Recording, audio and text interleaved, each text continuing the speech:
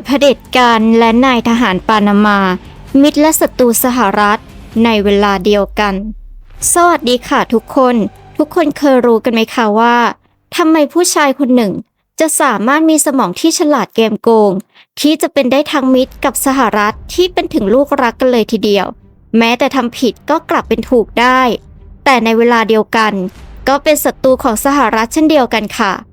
และคนนั้นที่เรากำลังพูดถึงอยู่ในขณะนี้ก็คือนายพลมานูเอล นอริเอกาผู้ปกครองปานามาที่ไม่ใช่การปกครองแบบประธานาธิบดีแต่ปกครองโดยพฤตินัยที่ใครๆก็ต้องยอมแล้วเขาทำอย่างนั้นได้ยังไงกันวันนี้เราจะมาเปิดประวัติของเขาให้ฟังกันค่ะก่อนที่จะไปรับชมกันนะคะก็ฝากกดไลค์เพื่อเป็นกำลังใจให้กันด้วยนะคะแล้วหากทุกคนสงสัยกันนะคะว่าทำไมช่องนี้ปรากฏตัวแบบนี้ได้นี่คือแอดโรสค่ะที่กลับมาแล้วค่ะทุกคนหลังจากที่ไม่เคยปรากฏตัวในช่องมาก่อนหลังจากนี้แอดโรสจะมานั่งเล่าให้ทุกคนได้ฟังกันแบบนี้นะคะและถึงแม้จะไม่เห็นหน้าแอดโรสเนี่ยก็ไม่เป็นไรนะคะทุกคนไม่ต้องเสียใจไปเพราะว่า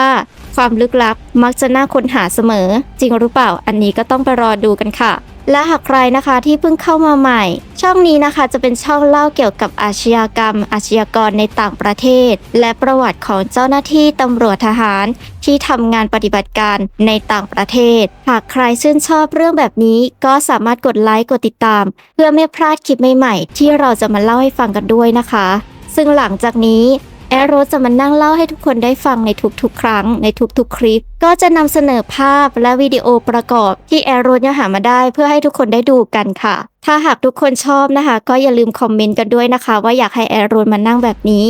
หรือถ้าหากใครนะคะคิดว่า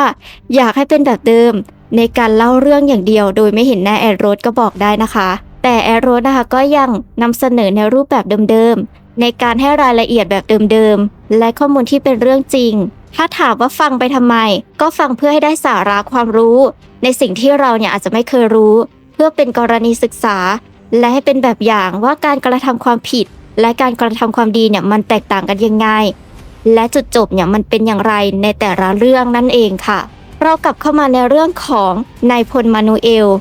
ผู้ปกครองปานามาแต่ไม่ได้ปกครองแบบประธานาธิบดีกันดีกว่าค่ะเรื่องนี้น่าสนใจมากๆจะมาเล่าคร่าวๆให้ฟังกันก่อนค่ะซึ่งย้อนกลับไปเนี่ยประวัติของนายมานูเอลอันโตนิโอโนริเอกาโมเรโนซึ่งเป็นชื่อเต็มของเขาเนี่ยเป็นเผด็จการและเป็นนายทหารชาวปานามาโดยพฤตินัยของปานามาตั้งแต่ปี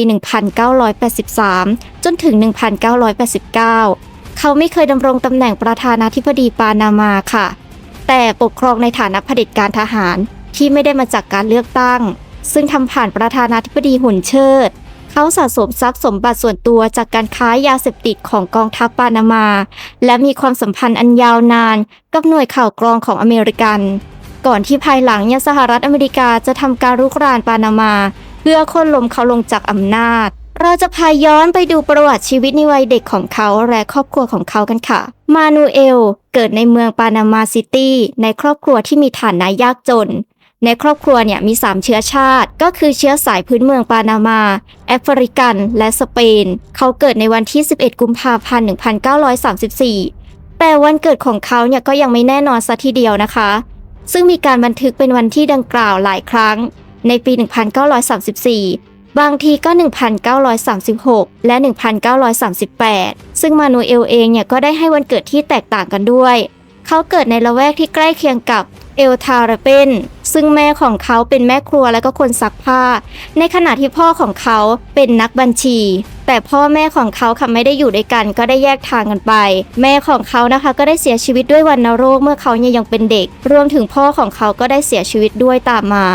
และมานูเอลก็ได้รับการเลี้ยงดูโดยแม่ทุนหัวในอพาร์ตเมนต์ห้องเดียวในพื้นที่สลัมมานูเอลเนี่ยได้รับการศึกษาครั้งแรกที่โรงเรียนเอสคูเอลาของเม็กซิโกค่ะและต่อมาเนี่ยก็ได้เรียนอยู่ที่โรงเรียนอินติตูโรซึ่งเป็นโรงเรียนมัธยมปลายที่มีชื่อเสียงในเมืองปานามาที่ผลิตผู้นำทางการเมืองชาตินิยมจำนวนมากเขาถูกพูดถึงว่าเป็นเด็กที่จริงจังอย่างประหลาดใจเป็นนักเรียนที่ชอบอ่านหนังสือมากระหว่างที่เรียนอยู่ที่อินติตูโตเนี่ยเขาก็ได้พบกับลูอิสคาร์ลอสเป็นพี่ชายต่างมารดาของเขาค่ะ ซึ่งเป็นนักเคลื่อนไหวสังคมนิยมและก็เป็นนักเรียนของโรงเรียนนี้ด้วย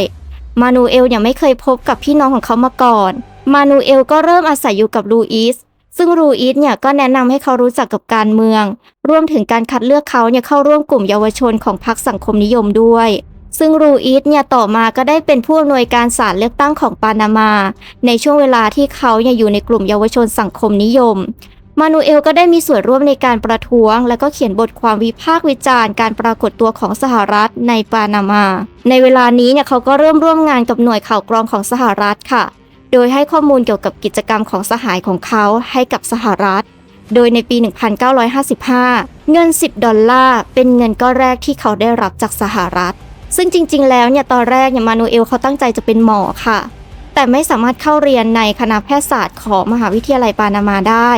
หลังจากสำเร็จการศึกษาจากสถาบันแห่งชาติเนี่ยมานูเอลก็ได้รับทุนการศึกษาไปเรียนที่โรงเรียนทหารชอริโลสในกรุงลีมาเมืองหลวงของประเทศเปรูโดยเขาได้รับความช่วยเหลือจากลูอิสซึ่งในขณะนั้นเนี่ยลูอิสก็ได้รับตำแหน่งในสถานทูตปานามาประจำเปรูพอดีมานูเอลก็ได้เริ่มศึกษาในลีมาในปี 1958 ระหว่างนั้นเองค่ะเขาก็ได้ไปรู้จักกับนายโรเบโตในขณะนั้นเนี่ยกำลังศึกษาอยู่ที่โรงเรียนตำรวจเปรูและต่อมาก็ได้กลายเป็นเพื่อนสนิทกันในช่วงเวลานี้เองค่ะที่อยู่ในเปรูเนี่ยมานูเอลก็ได้แต่งงานกับนางเฟลิซิดาสเซียโรในช่วงปลายทศวรรษ 1960 และทั้งคู่ก็มีลูกสาว 3 คนและมานูเอลก็ได้เป็นสมาชิกของกองกำลังรักษาดินแดนซึ่งครอบครัวนี้เนี่ยภรรยาของเขาไม่ได้มีความสุขกับการแต่งงานเลยค่ะเพราะว่ามานูเอลเนี่ยไม่ซื่อสัตย์ต่อภรรยาของเขาบ่อยครั้งซึ่งครั้งหนึ่งเนี่ยพวกเขาก็เคยพยายามจะหย่าร้างกันนะคะแต่สุดท้ายก็เปลี่ยนใจจนกระทั่งถึงปี 1962 มานูเอลก็ได้สำเร็จการศึกษาจากชอริโลสโดยมีความเชี่ยวชาญด้านวิศวกรรมเขาก็เลยกลับไปปานามาและเข้าร่วมกองกำลังป้องกันประเทศของปานามาประจำการอยู่ที่โคลอนเขาได้รับยศร้อยตรีในเดือนกันยายน 1962 ผู้บังคับบัญชาของเขาในตอนนั้นก็คือนายโอมาทอริโคสซึ่งขณะนั้นเป็นพันตรีในกองกำลังป้องกันประเทศแอดจะขอเรียกว่าโอมาแล้วกันนะคะซึ่งนายโอมาเนี่ยได้กลายเป็นผู้อุปถัมภ์และที่ปรึกษาของมานูเอลในเหตุการณ์ในปี 1962 ค่ะโอมาเนี่ยก็มีส่วนช่วยให้มานูเอลเนี่ยได้หลีกเลี่ยงปัญหาทางกฎหมายหลังจากที่โสเพณีเนี่ยได้กล่าวหาว่ามานูเอลเนี่ยทำร้ายร่างกายและก็ข่มขืนเธอการดื่มเหล้าและความรุนแรงของมานูเอลก็ทำให้โอมาต้องกักขังเขาไว้ในที่พักเป็นเวลา1 เดือนแม้จะมีปัญหากับมานูเอลแต่โอมาเนี่ยก็คงรักษาความสัมพันธ์ของพวกเขาเอาไว้ทำให้แน่ใจได้ว่าพวกเขาจะอยู่ภายใต้การบังคับบัญชาเดียวกันเสมอเขายังได้นำโรเบโตเข้ามาในหน่วยเดียวกันด้วยค่ะโรเบโตและมานูเอลกลายเป็นทั้งเพื่อนและคู่แข่งที่สนับสนุนโอมาทอริโคสในปี 1964 มานูเอลก็ถูกส่งไปประจำการที่จังหวัดชิลิกิซึ่งโอมาและโรเบโตได้ประจำการอยู่ในขณะนั้นนายอานุนโฟเอเรียสซึ่งเป็นชาวจังหวัดนั้นพอดีก็กำลังเตรียมลงสมัครรับเลือกตั้งประธานาธิบดีในปานามาในปี 1968 นายเอเลียสเป็นสมาชิกของพรรคปฏิวัติแห่งชาติที่เป็นตัวแทนของขบวนการปานาเมนิสตาซึ่งประธานาธิบดีโรเบโตเชียริในขณะนั้นเป็นสมาชิกของพรรคเสรีนิยมซึ่งก็ได้สั่งให้โอมาคุกคามสมาชิกพรรคของเอเรียสและทำให้การเสนอตัวเลือกตั้งของเขาเนี่ยอ่อนแอลงโอมาก็ได้มอบหมายงานนี้ให้กับนายมานูเอลซึ่งลูกน้องของเขาเนี่ยจับกลุ่มผู้คนจำนวนมากนักโทษหลายคนกล่าวว่าพวกเขาถูกทรมานและคนอื่นๆกล่าวว่าพวกเขาถูกข่มขืนในเรือนจำด้วยอย่างไม่เป็นธรรมในครั้งนี้เนี่ยก่อให้เกิดความไม่พอใจต่อสาธารณชนจำนวนมากเลยค่ะและนำไปสู่การพักงานของนายมานูเอลเป็นเวลา10 วันในปี 1966 มานูเอลก็ได้เข้าไปพัวพันกับเหตุการณ์รุนแรงอีกครั้งโดยเขาถูกกล่าวหาว่าได้ข่มขืนเด็กหญิงวัย13 ปีและทำร้ายร่างกายพี่ชายของเธอหลังจากนั้นโอมาก็ได้ย้ายมานูเอลไปยังตำแหน่งในพื้นที่ห่างไกลแทนค่ะเพราะว่ามานูเอลเนี่ยได้ก่อความวุ่นวายขึ้นปี 1966 ในตำแหน่งร้อยโทมานูเอลได้ใช้เวลาหลายเดือนค่ะในการเรียนหลักสูตรที่โรงเรียนอเมริกัสโรงเรียนที่ตั้งอยู่ในป้อมกูลิ ของกองทัพบกสหรัฐในเขตคลองปานามานายโอมาเนี่ยก็ได้ส่งนายมานูเอลไปที่โรงเรียนเพื่อให้นายมานูเอลเนี่ยได้เรียนรู้และก็มีทักษะเพื่อช่วยเหลือเขาในการทำงานและเพื่อบรรลุความคาดหวังของโอมาในการทำงานแม้ว่านายมานูเอลจะเรียนไม่ดีนักแต่เขาก็ได้รับการเลื่อนยศเป็นร้อยโทในปี 1966 และโอมาก็ได้หางานให้เขาทำก็คือการเป็นเจ้าหน้าที่ข่าวกรองในโซนเหนือของกองกำลังรักษาดินแดนแห่งชาติหลังจากนั้นไม่นานเขาก็กลับไปที่โรงเรียนอเมริกาสเพื่อฝึกอบรมเพิ่มเติมค่ะที่โรงเรียนเนี่ยมานูเอลก็ได้เข้าร่วมหลักสูตรเกี่ยวกับปฏิบัติการทางทหารราบการต่อต้านข่าวกรองและการสงครามในป่าเขายังได้เรียนหลักสูตรปฏิบัติการทางจิตวิทยาที่ป้อมแบล็กในรัฐนอร์ทแคโรไลนาด้วยค่ะซึ่งงานของมานูเอลเนี่ยก็จำเป็นต้องใช้เขาแทรกซึมและก็ขัดขวางสหภาพแรงงานที่ก่อตั้งขึ้นในแรงงานของบริษัท United Fruit และเขาก็ได้พิสูจน์ให้เห็นถึงความเชี่ยวชาญในงานนี้นายบอริส มาติเนตผู้บังคับบัญชาคนใหม่ของเขาเป็นผู้ต่อต้านคอมมิวนิสต์อย่างแรงกล้าได้บังคับใช้วินัยอย่างเข้มงวดกับนายมานูเอลเขายังคงส่งต่อข้อมูลข่าวกรองไปยังสหรัฐอเมริกาในช่วงเวลานี้ด้วยเกี่ยวกับข้อมูลกิจกรรมของคนงานในไร่ในปี 1967 รัฐบาลของประธานาธิบดีลินดอน บี จอห์นสันแห่งสหรัฐอเมริกาได้สรุปว่ามานูเอลเนี่ยจะเป็นทรัพย์สินที่มีค่าเนื่องจากเขาเป็นดาวรุ่งพุ่งแรงในกองทัพปานามาค่ะต่อมาในฐานะผู้นำโดยพฤตินัยของปานามานูเอลก็ยังคงรักษาความสัมพันธ์อันใกล้ชิดกับโรงเรียนแห่งอเมริกาส่วนหนึ่งก็เป็นเพราะว่าโรงเรียนเนี่ยตั้งอยู่ในปานามาเจ้าหน้าที่จากกองทัพปานามาเนี่ยมักจะได้รับการเรียนการสอนที่โรงเรียนโดยไม่เสียค่าใช้จ่ายมานูเอลเนี่ยได้ภาคภูมิใจในความสัมพันธ์ของเขากับโรงเรียนเป็นอย่างมากเลยค่ะและเขาก็ได้สวมตราสัญลักษณ์ของโรงเรียนไว้บนเครื่องแบบทหารตลอดช่วงชีวิตที่เหลือของเขาด้วยจนกระทั่งเมื่อเอเรียสได้รับการเลือกตั้งเป็นประธานาธิบดีในปี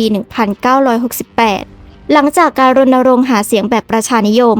ไม่นานหลังจากเข้ารับตำแหน่งเขาก็ได้เริ่มกวาดล้างกองกำลังรักษาดินแดนแห่งชาติส่งผลให้เจ้าหน้าที่ทั่วไปจำนวนมากต้องลี้ภัยทางการทูตหรือเกษียณอายุเพื่อทำการตอบโต้โอมาและเจ้าหน้าที่อีก 2-3 คนได้ก่อรัฐประหารขับไล่เขาออกจากตำแหน่งหลังจากที่เอเรียสได้ดำรงตำแหน่งประธานาธิบดีได้เพียงแค่ 11 วันเท่านั้นการรัฐประหารก็เริ่มต้นโดยนายบอริส มาติเนตในฐานะผู้นำกองทหารรักษาการที่ชิริกิและได้รับการสนับสนุนจากเจ้าหน้าที่ทหารส่วนใหญ่ในระหว่างนี้ก็ได้เกิดการแย่งชิงอำนาจระหว่างกองกำลังต่างๆที่เกี่ยวข้องกับการรัฐประหารและส่วนใหญ่ก็เกิดขึ้นระหว่างนายโอมาและนายบอริส มาติเนตซึ่งมานูเอลก็เป็นผู้สนับสนุนคนสำคัญของโอมาในช่วงความขัดแย้งนี้ในเดือนกุมภาพันธ์ 1969 ลูกน้องของโอมาก็ได้จับกุมนายบอริส มาติเนตและเนรเทศเขาไปยังไมอามีทำให้โอมามีอำนาจควบคุมประเทศค่ะซึ่งปลายปี 1969 โอมาก็เดินทางไปที่เม็กซิโกค่ะเพื่อพักผ่อนมีการรัฐประหารเกิดขึ้นระหว่างที่เขาไม่อยู่ซึ่งความภักดีของนายมานูเอลก็ทำให้โอมาสามารถรักษาอำนาจไว้ได้ส่งผลให้ภาพลักษณ์ของนายโอมาดีขึ้นอย่างมากมานูเอลก็ได้รับการเลื่อนตำแหน่งเป็นร้อยเอกใน1 เดือนหลังจากความพยายามก่อรัฐประหารเพียง 18 เดือนต่อมาในเดือนสิงหาคม 1970 โอมาก็ได้เลื่อนตำแหน่งให้เขาเป็นพันโทและแต่งตั้งให้เขาเป็นหัวหน้าหน่วยข่าวกรองทหารณจุดนี้เองค่ะที่มานูเอลได้ละทิ้งอดีตอันไร้ระเบียบวินัยของเขาไว้เบื้องหลังเมื่อผู้สนับสนุนของเอเรียเริ่มการจราจรแบบกองโจรในจังหวัดบ้านเกิดของเขามานูเอลในฐานะหัวหน้าหน่วยข่าวกรองก็มีบทบาทสำคัญในการปราบปรามการจราจรภายใน1 ปีโอมาก็ยังคงรักษาอำนาจในฐานะผู้ปกครองทางทหารจนถึงปี 1981 ในช่วงเวลานี้เองเขาก็ได้เจรจาสนธิสัญญาโทริโคส คาร์เตอร์กับประธานาธิบดีจิมมี่ คาร์เตอร์ของสหรัฐซึ่งทำให้การควบคุมคลองปานามาจะตกเป็นของปานามาในปี 1999 สนธิสัญญาเหล่านี้รวมถึงกฎหมายแรงงานฉบับใหม่ที่รวมถึงการลาคลอดสิทธิในการต่อรองร่วมกันและก็เงินโบนัสค่ะทำให้นายโอมาเป็นที่นิยมในปานามาอย่างมากและแม้ว่าจะไม่มีการเลือกตั้งตามระบอบประชาธิปไตยก็ตามความสัมพันธ์ของโอมากับมานูเอลก็เป็นแบบพึ่งพาอาศัยกัน โอมาเนี่ยก็ให้ความเฉียบแหลมทางการเมืองในขณะที่นายมานูเอลก็บังคับใช้การตัดสินใจที่ไม่เป็นที่นิยมของเขาด้วยการจัดการปัญหาโดยใช้กำลังเมื่อจำเป็นนายมานูเอลก็จัดหาข่าวกรองและก็ดำเนินการลับที่มีผลสำคัญต่อความสำเร็จของโอมาในการเจรจาปล่อยของปานามาจากสหรัฐนั่นเองค่ะซึ่งหลังจากการยึดอำนาจในปี 1968 รัฐบาลของโอมาก็ได้ผ่านกฎหมายที่เอื้อประโยชน์ต่อบริษัทต่างชาติรวมถึงธนาคารในสหรัฐอเมริกาปีต่อมากิจกรรมทางธุรกิจระหว่างประเทศก็ได้ขยายตัวอย่างมากและเงินทุนต่างชาติไหลเข้าทำให้บริษัทที่เข้าร่วมมีส่วนได้ส่วนเสียในการดำรงอยู่ของรัฐบาลทหารรัฐบาลก็ได้ใช้การเข้าถึงเงินทุนต่างประเทศเพื่อกู้ยืมอย่างกว้างขวางเลยค่ะเพื่อกระตุ้นให้ระบบราชการขยายตัวอย่างรวดเร็วซึ่งส่งผลต่อเสถียรภาพของระบอบการปกครองทางทหารการกู้ยืมของปานามาถึงจุดสูงสุดในปี 1978 เมื่อมีการเจรจาสนธิสัญญาคลองปานามา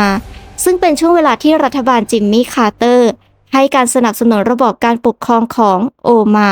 ความสนใจของรัฐบาลโอมาในการลงนามในสนธิสัญญาฉบับใหม่ทำให้เขามองข้ามการเพิ่มกำลังทางทหารของรัฐบาลปานามาและการมีส่วนร่วมในการค้ายาเสพติดไปโดยสิ้นเชิงนายมานูเอลพิสูจน์ให้เห็นแล้วว่าเขาเป็นหัวหน้าหน่วยข่าวกรองที่มีความสามารถอย่างมากในระหว่างดำรงตำแหน่งเขาก็ได้เนรเทศชาวปานามามากกว่า 1,300 คน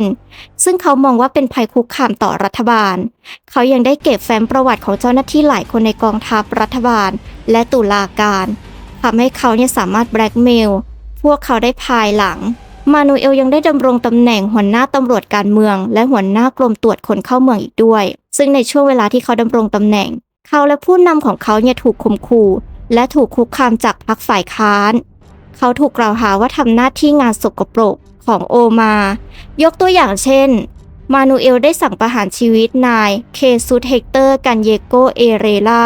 บาทหลวงที่ทำงานในสหกรณ์การเกษตรที่ถูกมองว่าเป็นภัยคุกคามต่อรัฐบาลค่ะมีรายงานว่าร่างของเคซุสเฮกเตอร์ก็ถูกโยนลงทะเลจากเฮลิคอปเตอร์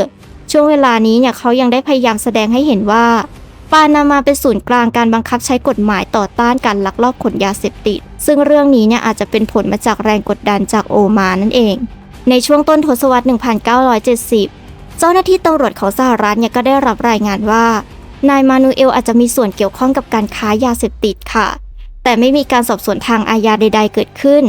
และไม่มีการฟ้องร้องใดๆเลยนี่อาจจะเป็นเพราะผลกระทบทางการทูตที่อาจจะเกิดขึ้นได้หลักฐานนี้ยังรวมถึงคำให้การของผู้ส่งสารทางเรือที่ถูกจับกุมด้วยและผู้ลักลอบขนยาเสพติดที่ถูกจับกุมในนิวยอร์กด้วยค่ะซึ่งแม้ว่าโอมามักจะสัญญาว่าสหรัฐจะให้ความร่วมมือในการจัดการกับปัญหาการลักลอบขนยาเสพติดแต่มานูเอลก็จะเป็นหัวหน้าในการบังคับใช้กฎหมายเหล่านั้นและสหรัฐเริ่มมองว่ามานูเอลเป็นอุปสรรคต่อการต่อสู้กับการลักลอบขนยาเสพติดรัฐบาลสหรัฐได้พิจารณาทางเลือกต่างๆหลายประการเพื่อย้ายนายมานูเอลออกจากธุรกิจการค้ายาเสพติดด้วยรวมถึงมีการวางแผนการลอบสังหารเขาและเชื่อมโยงเขากับแผนการสมมติที่ต่อต้านโอมาแม้ว่าจะไม่มีการพยายามลอบสังหารจริงๆแต่แผนการอื่นๆอาจจะถูกนำมาใช้ในช่วงต้นทศวรรษ 1970 ตามที่ดินเกตได้กล่าวค่ะดินเกตกล่าวว่าเริ่มตั้งแต่ปี 1972 เป็นต้นมาสหรัฐก็ได้ผ่อนปรนความพยายามในการดักจับบุคคลที่เกี่ยวข้องกับการลักลอบขนของผิดกฎหมายภายในรัฐบาลปานามาซึ่งอาจจะเป็นผลมาจากข้อตกลงระหว่างโอมาและประธานาธิบดีริชาร์ดนิกสันของสหรัฐณขณะนั้นในช่วงต้นทศวรรษ 1970 ความสัมพันธ์ระหว่างมานูเอลกับหน่วยข่าวกรองของสหรัฐก็ได้รับการทำให้เป็นปกติเหมือนไม่มีอะไรเกิดขึ้นสำนักงานข่าวกรองกลางหรือ CIA ก็ได้วางเงินเดือนให้กับนายมานูเอลในปี 1971 ขณะที่เขาดำรงตำแหน่งหัวหน้าหน่วยข่าวกรองของปานามาซึ่งก่อนหน้านี้เขาก็ได้รับเงินจากหน่วยข่าวกรองของสหรัฐเป็นรายกรณีหรือรายเคสค่ะการจ่ายเงินให้เขาเป็นประจำก็ถูกระงับภายใต้การบริหารของจิมมี่คาร์เตอร์ของสหรัฐด้วยก่อนที่จะกลับมาดำเนินการอีกครั้งและก็หยุดอีกครั้งในภายหลังภายใต้การบริหารของโรนัลด์ เรแกนซึ่ง CIA ถือว่านายมานูเอลมีมูลค่าเป็นทรัพย์สินเนื่องจากเขายินดีที่จะให้ข้อมูลเกี่ยวกับรัฐบาลคิวบาแก่สหรัฐและต่อมาก็ให้ข้อมูลเกี่ยวกับรัฐบาลซันดินิต้า ในนิการากัวด้วยมานูเอลยังทำหน้าที่เป็นทูตสหรัฐประจำคิวบามานูเอลก็ได้รับอนุญาตให้เข้าถึงกองทุนสำรองฉุกเฉินของ CIA ค่ะซึ่งจริงๆแล้วเนี่ยเขาควรจะนำไปใช้เพื่อพัฒนาโครงการข่าวกรองของเขาแต่เขากลับนำไปใช้จ่ายกับสิ่งที่ไม่คุ้มค่ากองทุนสำรองฉุกเฉินในบางปีเนี่ยสูงถึง $100,000 สหรัฐเลยค่ะต่อมา CIA ก็ได้ทราบว่ามานูเอลกำลังขายข่าวกรองเกี่ยวกับสหรัฐให้กับคิวบาในขณะที่เขายังทำงานให้กับ CIA มานูเอลก็ยังดำเนินกิจกรรมหลายอย่างในขณะที่ทำงานให้กับ CIA ซึ่งเป็นประโยชน์ต่อตัวเขาเองโดยไม่คำนึงถึงรัฐบาลสหรัฐเลยนักข่าวเฟเดริก เคมเป้ได้เขียนไว้ในปี 1990 ว่านายมานูเอลมีส่วนเกี่ยวข้องกับการวางระเบิดหลายครั้งที่กำหนดเป้าหมายเป็นเขตแดนของสหรัฐด้วยในเขตคลองปานามาในช่วงก่อนการเลือกตั้งประธานาธิบดีสหรัฐในปี 1976 หลังจากที่รัฐบาลของประธานาธิบดีเจอรัลด์ฟอร์ดของสหรัฐได้ถอยห่างการเจรจาเกี่ยวกับคลองปานามาการวางระเบิดดังกล่าวเน้นให้รัฐบาลสหรัฐตระหนักถึงความยากลำบากในการรักษาเขตคลองปานามานั่นเองซึ่งเมื่อต้องเผชิญกับความเป็นศัตรูกันภายในปานามา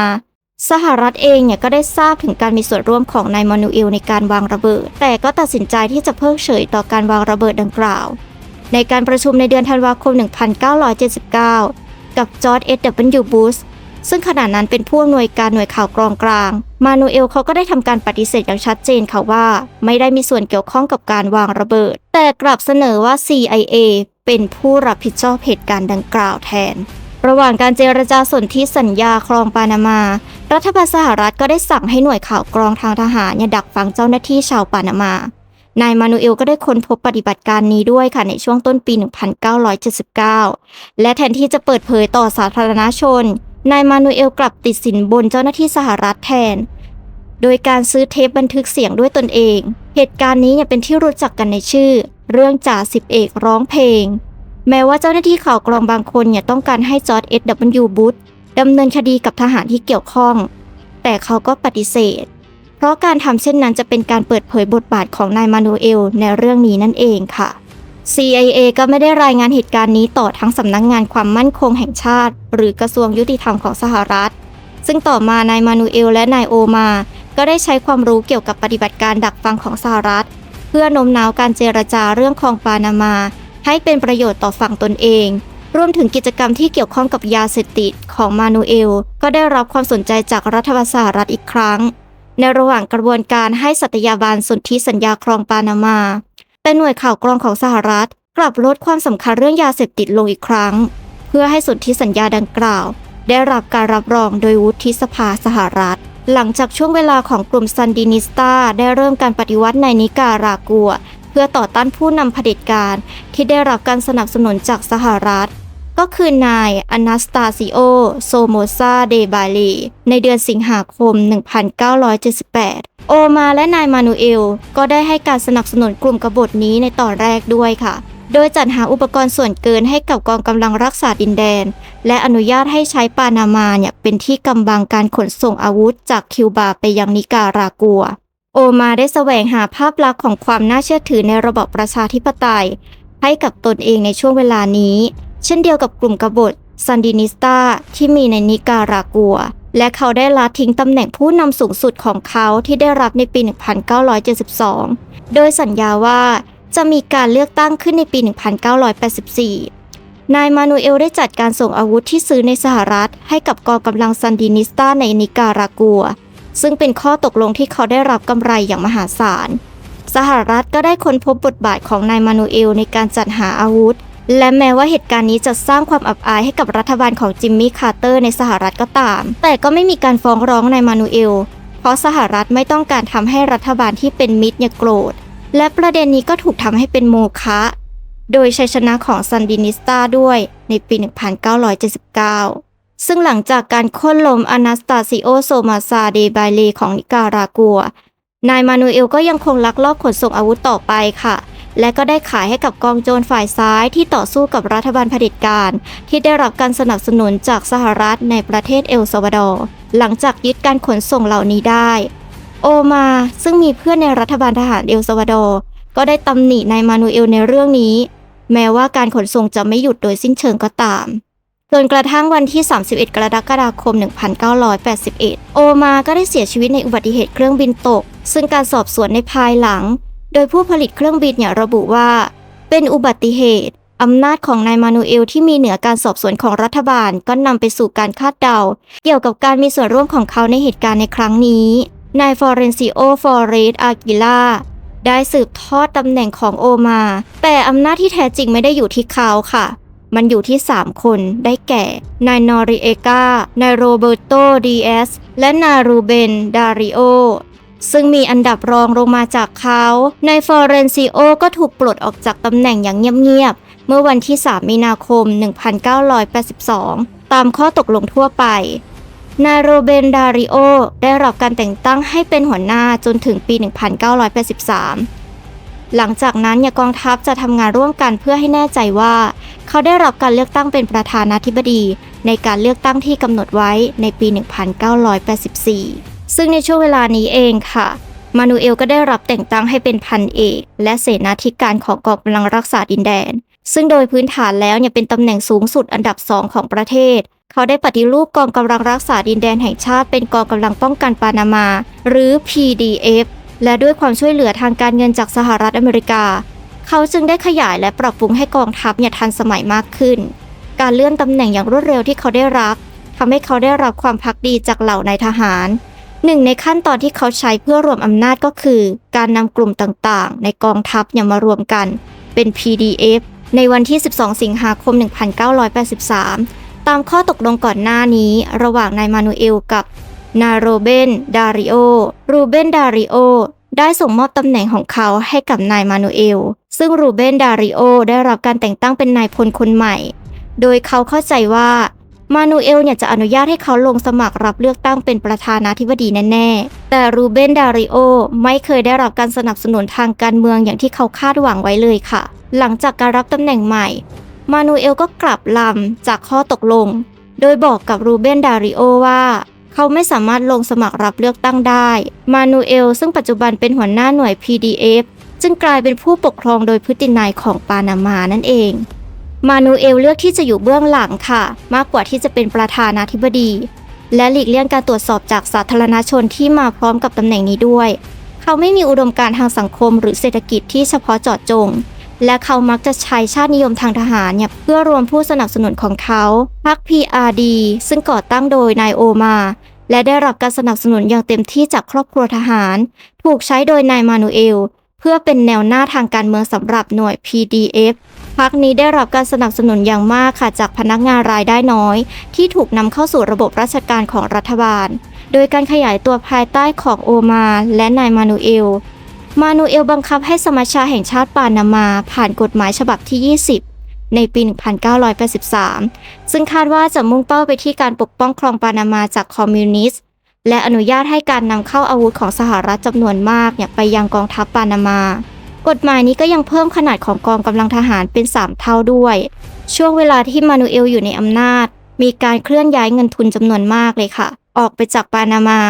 ส่วนหนึ่งเป็นเพราะบุคคลร่ำรวยในปานามากังวลว่าความมั่นคงของพวกเขาจะถูกยึดครองโดยรัฐบาลของมานูเอลรัฐบาลทหารของโอมายังคงรักษาอำนาจไว้ได้เป็นส่วนใหญ่ค่ะโดยการดึงทรัพยากรจากภาคบริการที่กำลังขยายตัวของปานามาในขณะนั้นโดยเฉพาะอย่างยิ่งในส่วนที่ผิดกฎหมายสตีฟ รอฟนักรัฐศาสตร์ได้กล่าวว่าโอมาเป็นนักการเมืองที่มีพรสวรรค์และมีความห่วงใยอย่างแท้จริงในการพัฒนาเศรษฐกิจของชาวปานามาโดยเฉลี่ยแต่ความสามารถเฉพาะตัวของเขายังมีบทบาทค่อนข้างน้อยในการรักษารัฐบาลของเขาไว้เมื่อนายมานูเอลได้สร้าง PDF ในปี 1983 เขาก็ได้นำหน่วยงานศุลกากรแล้วก็ตรวจคนเข้าเมืองของปานามารวมถึงเครือข่ายการขนส่งทั้งหมดของประเทศเข้ามาควบคุมการขยายบทบาทของกองทัพนี้เกิดขึ้นพร้อมกับการเติบโตอย่างมากมายของการค้าโคเคนรวมถึงตลาดอาวุธในความขัดแย้งทางทหารในประเทศต่างๆในอเมริกากลางผลกำไรที่กองทัพได้รับจากกิจกรรมเหล่านี้ทำให้ระบบการปกครองของนายมานูเอลมีอิทธิพลทางการเงินอย่างมากมานูเอลก็ได้ควบคุมหนังสือพิมพ์รายใหญ่ด้วยค่ะโดยการซื้อหุ้นควบคุมในหนังสือพิมพ์เหล่านั้นหรือบังคับให้ปิดตัวลงรัฐบาลยังคุกคามข่มขู่ ในประเทศนักข่าวและบรรณาธิการแต่ละคน หนังสือพิมพ์ลาเปรนซ่าซึ่งตอนนั้นยังมีความเป็นอิสระและก็มักจะชอบวิพากษ์วิจารณ์นายมานูเอลก็ถูกข่มขู่คุกคามพนักงานและก็สำนักงานก็ได้รับความเสียหายด้วยและในที่สุดหนังสือพิมพ์ก็ถูกบังคับให้ปิดตัวลงเช่นกันจนกระทั่งในเดือนพฤษภาคม 1984 มานูเอลอนุญาตให้มีการเลือกตั้งประธานาธิบดีครั้งแรกในรอบ 16 ปีค่ะมานูเอลและโรเบโต ดิเอสได้เลือกนิโคลัส อาดิโต บาเลตตา วิลลาริโนเป็นผู้สมัครของพรรค PRD ด้วยความตั้งใจที่จะควบคุมเขาอย่างใกล้ชิดเมื่อผลการเลือกตั้งเบื้องต้นแสดงให้เห็นว่าเอเรียสซึ่งได้รับการสนับสนุนจากฝ่ายค้านส่วนใหญ่กำลังจะได้รับชัยชนะอย่างถล่มทลายมานูเอลจึงหยุดการนับคะแนนทันทีหลังจากบิดเบือนผลการเลือกตั้งอย่างโจ่งแจ้งรัฐบาลก็ได้ประกาศว่านิโคลัส อาดิโตชนะด้วยคะแนนเสียงที่ขาดลอยเพียง 1,713 คะแนนการประมาณการอิสระชี้ให้เห็นว่าเอเรียสจะชนะด้วยคะแนนเสียงมากถึง 50,000 คะแนนหากการเลือกตั้งดำเนินไปอย่างยุติธรรมคะแนนเสียงมากกว่า 60,000 คะแนนยังไม่ได้รวมอยู่ในผลการนับคะแนนครั้งสุดท้ายการปกครองของมานูเอลก็เริ่มกดขี่รัฐบาลซาดินิสตาของนิการากัวสหรัฐก็ได้ยอมรับการเลือกตั้งของนิโคลัส อาดิโตด้วยและก็ส่งสัญญาณความเต็มใจที่จะร่วมมือกับเขาแม้ว่าจะตระหนักถึงข้อบกพร่องในกระบวนการเลือกตั้งก็ตามระหว่างปี 1981 จนถึง 1987 ความสัมพันธ์ระหว่างนายมานูเอลและสหรัฐก็เติบโตอย่างมากเลยค่ะ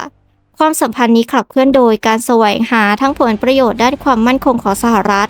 และมานูเอลก็ใช้สิ่งเหล่านี้เป็นเครื่องมือที่มีประสิทธิภาพในการแสวงหาความโปรดปรานการเกิดขึ้นของความขัดแย้งภายในนิการากัวและเอลซัลวาดอร์ระหว่างปี 1979 จนถึง 1981 ทำให้รัฐบาลของโรนัลด์ เรแกนมองหาพันธมิตรในภูมิภาครวมถึงในปานามานูเอลทำหน้าที่เป็นช่องทางสำหรับการสนับสนุนของสหรัฐรวมถึงเงินทุนและอาวุธให้กับกลุ่มกบฏคอนตราในนิการากัวเขาได้อนุญาตให้ CIA ตั้งจุดรับฟังในปานามาและยังช่วยเหลือรัฐบาลเอลซัลวาดอร์ในการรับการสนับสนุนจากสหรัฐด้วยในการต่อต้านกลุ่มกบฏฝ่ายซ้ายในเอลซัลวาดอร์ที่มีชื่อว่าแนวร่วมปลดปล่อยแห่งชาติฟาราบุนโดเรือสอดแนมของสหรัฐก็ใช้ฐานทัพในปานามาในการปฏิบัติการต่อต้านรัฐบาลนิการากัวและข่าวกรองส่วนใหญ่ที่เรือเหล่านี้รวบรวมได้ก็ถูกประมวลผลในฐานทัพสหรัฐที่อยู่ในปานามานูเอลก็อนุญาตให้มีกิจกรรมเหล่านี้แม้ว่าสนธิสัญญาคลองปานามาจะจำกัดการใช้ฐานทัพสหรัฐเพื่อปกป้องคลองปานามาก็ตามค่ะจอร์จ S.W. บุชซึ่งขณะนั้นดำรงตำแหน่งรองประธานาธิบดีของสหรัฐก็ได้พบกับมานูเอลอีกครั้งในเดือนธันวาคม 1983 เพื่อหารือเกี่ยวกับการสนับสนุนกลุ่มคอนทรามานูเอลก็ได้มีความสัมพันธ์ในการทำงานกับพันโทโอลิเวอร์นอตแห่งนาวิกโยธินสหรัฐมานูเอลเสนอที่จะลอบสังหารหรือก่อวินาศกรรมผู้นำซันดินิสตาเพื่อแลกกับการที่ฝ่ายเหนือช่วยมานูเอลปรับปรุงภาพลักษณ์ของเขากับรัฐบาลสหรัฐเดือนมิถุนายน 1985 พันโทโอลิเวอร์นอตก็ได้พบกับมานูเอลในปานามาค่ะและมานูเอลก็ตกลงที่จะฝึกทหารคอนทราในปานามาเพื่อบุกนิการากัวในปี 1986 เพื่อแลกกับการสนับสนุนของปานามาต่อความพยายามของสหรัฐและอิสราเอลในการจัดหาอาวุธให้กับคอนทราสหรัฐก็ได้เพิกเฉยต่อการใช้เครือข่ายการขนส่งอาวุธของมานูเอลเพื่อลักลอบขนยาเสพติดเข้าสู่สหรัฐมีรายงานว่ามานูเอลก็มีบทบาทในคดีอิหร่านคอนทราในช่วงกลางทศวรรษ 1980 ด้วยค่ะซึ่งก็ได้มีรายงานที่แตกต่างกันนะคะเกี่ยวกับจำนวนเงินที่มานูเอลได้รับจากแหล่งข่าวในสหรัฐอเมริกาซึ่งในช่วงต้นปี 1990 เฟเดริก แคมเป้นักเขียนชีวประวัติของมานูเอลก็ได้รายงานว่าสหรัฐอเมริกาจ่ายเงินประจำปีให้กับนายมานูเอลหรือหน่วยข่าวกรองของเขาถึง 110,000 ดอลลาร์สหรัฐในปี 1976 และเพิ่มขึ้นเป็น 185,000 ถึง 200,000 ดอลลาร์สหรัฐเมื่อเขาขึ้นสู่อำนาจในสมัยรัฐบาลของโรนัลด์ เรแกนและก็ได้รับเงิน 200,000 ดอลลาร์สหรัฐต่อปีจาก CIA ด้วย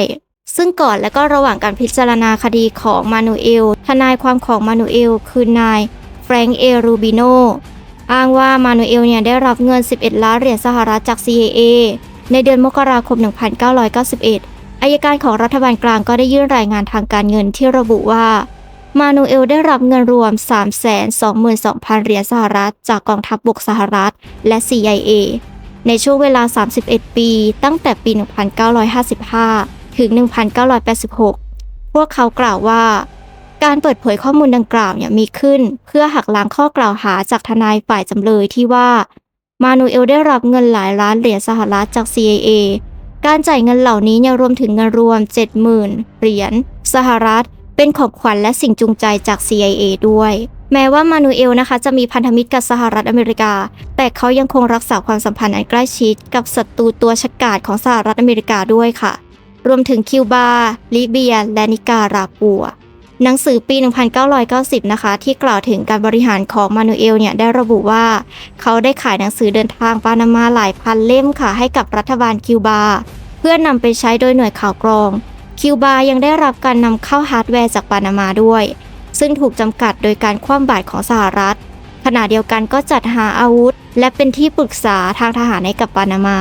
ลิเบียรวมถึงพันธมิตรบางรายของสหรัฐก็ได้จัดหาเงินทุนให้กับนายมานูเอลเมื่อช่วงที่สหรัฐกำลังพยายามปลดเขาออกจากอำนาจค่ะการมีส่วนร่วมของปานามาและมานูเอลในการค้ายาเสพติดได้เพิ่มขึ้นอย่างมากในช่วงต้นทศวรรษ 1980 โดยมีจุดสูงสุดในปี 1984 ความขัดแย้งที่ทวีความรุนแรงขึ้นในโคลอมเบียเอลซัลวาดอร์กัวเตมาลาและนิการากัวนำไปสู่การสร้างเครือข่ายการขนส่งลับค่ะที่มานูเอลใช้ในการขนส่งยาเสพติดไปยังสหรัฐอเมริกาโดยเฉพาะโคเคนซึ่งในช่วงเวลานี้เองแก๊งค้ายาเมดิยินของโคลอมเบียก็กำลังมองหาพันธมิตรอยู่เช่นกันมานูเอลจึงได้มีส่วนเกี่ยวข้องอย่างใกล้ชิดเลยค่ะกับการค้ายาเสพติดและการฟอกเงินและได้รับเงินจำนวนมากเป็นเงินคุ้มครองสินบนหรือส่วนแบ่งกำไร